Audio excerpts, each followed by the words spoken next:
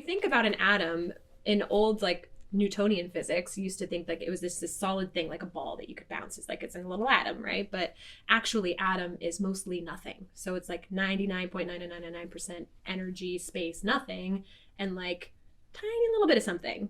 And there's this thing called the observer effect, where through a person physically looking somewhere, the atom's physical particle will appear. And so that literally means that you have control over what you see, what you hear, what you do, the things that physically manifest in front of you because of this observer effect. Also, because this energetic space is like nothing, it knows no time. And so it can like, you know, basically like time warp, because there's no such thing as time. Time is made up construct. Yes, our bodies physically go through this place of like being born, growing up, and then dying or decaying. But that is not like the world, right? That's just a human experience. So like what you were talking about earlier, Chelsea, about like we're so limited in this human experience and it keeps us small and our perspective. Well, atoms in general are not like that. Mm-hmm. So that is why manifestation works, is because you can call in something that hasn't happened yet in your physical time and space. But because you're pulling in that energy, you're laying yourself underneath it to receive it. That it's already happened somewhere, somehow, because you've made it so, because of the observer effect. So that's kind of like, so it's kind of like when you're like, if you like kind of have this idea that you're like, you know what, I really want to get a new car. I think I like would love to have like a I don't know, a black Jeep, generic, right? But then all of a sudden you start seeing black Jeeps like everywhere. And it's like, oh my gosh, everybody's got a black Jeep right now, when really you just like hadn't ever thought about it before. So you never really noticed it before. And now you're starting to see more of that. And then you're starting to like bring that into your world more, right? Exactly. Yeah. Gotcha. That is the classic example of like manifestation and why it works. It's just people get confused because we have all of this conditioning around what we're supposed to have and not have. Mm-hmm. And we manifest from our subconscious. So that is why, too, like you can't just say like, I want $1 million and then $1 million manifests in front of you. It's because, well, you don't actually believe that that's possible. Right. So you have to see to believe. Right. Your subconscious has to feel safe enough to call it in. And so there's real work you have to do around it, which is why manifestation gets a bad name, because people assume when you say like, oh, I manifested this experience, they're like, well, that just means you sat around and talked about it and didn't do shit. Yeah. And like, no, that's not true. You actually did a lot of work to get what you wanted. And or people on the flip side will be like, I worked so hard to get this thing. It was like, of course you did. And you manifested it. Mm-hmm. Like, even if you don't want to admit you did, like your subconscious saw to believe that it was possible. Yeah. And then you took the actions that aligned with the energy that you were in to receive that gift. Yes. That's the thing, is that people think you just need to say the things. And it was, what's the terminology called, where it's like, there's a reason why there's a delay there. Because if you literally just received the things that popped into your mind, can you imagine how terrible people think of some pretty bad stuff, especially if you're like in a state of anxiety.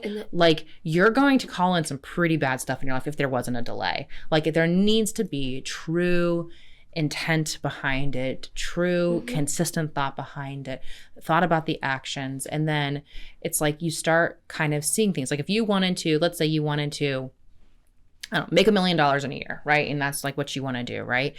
And you're really focused on like clearing out your mind, being very intentional about this being your world and all that kind of stuff. And you are intentionally taking the steps that you know are helping you within your own life to make that money.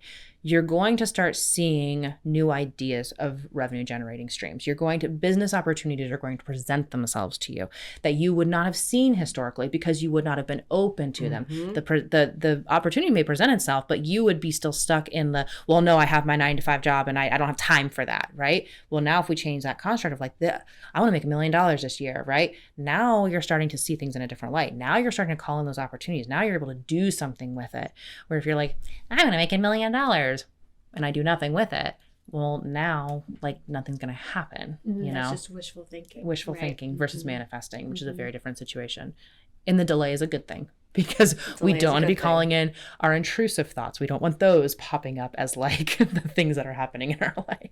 I think that the intrusive thoughts too is something that people take for granted. They don't identify that intrusive thought, that narration, you're creating a reality right there. So if you have this narration going through your head of, I'm bad with money, I suck with money, I can't save money, I never make enough money. Or the identification with the disease I am this disease. I have this. You know, we were talking about with Caitlin. Absolutely. Owning it, Yeah, you know. absolutely. It's like, my anxiety. Oh, it's just my anxiety. Or I'll never lose this weight. I've always been this way. I've done everything I can.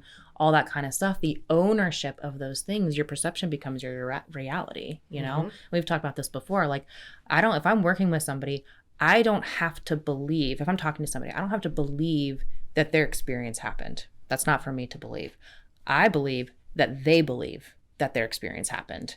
And that's all that matters, because their nervous system is very much going to respond as if that experience happened, whether it did or it didn't. So it's like, it doesn't matter. Your perception is your reality. What you think is going to happen is going to happen. And I just want to add the caveat, just for everyone listening, that doesn't mean that you create the trauma in your life, that there are these certain things that happen to us that are totally out of our control. And you never manifest trauma. That's not happening. The universe is this loving body that just wants to call you into your authentic self and your whole worthiness. And so I just think that's an important caveat also to add, is like, things happen to us, but most of the time we can make it so that life is not happening to us, it's happening for us. And it's there for, and you know, everybody can create meaning out of things, and sometimes it's just karma, like, and it's not your karma specifically, but it could be like generational trauma coming into play. Of course, there's systematic injustice that plays a role. And so when people think about manifestation, and then they're like, well, how do you explain then, like, Hitler, like having the top of his day, and or like, how do you explain poverty, and how do you explain all these bad people who get great things? It was like, well, first of all, there's just things we can't control, and secondly, like, people are put in these positions for certain reasons that maybe we don't understand, and that never means that, like, anything that is pain or shame or guilt is that you created it in your life. However, it also means that you have the power to change it always, because you are always in control. Choice. So the power of choosing, right?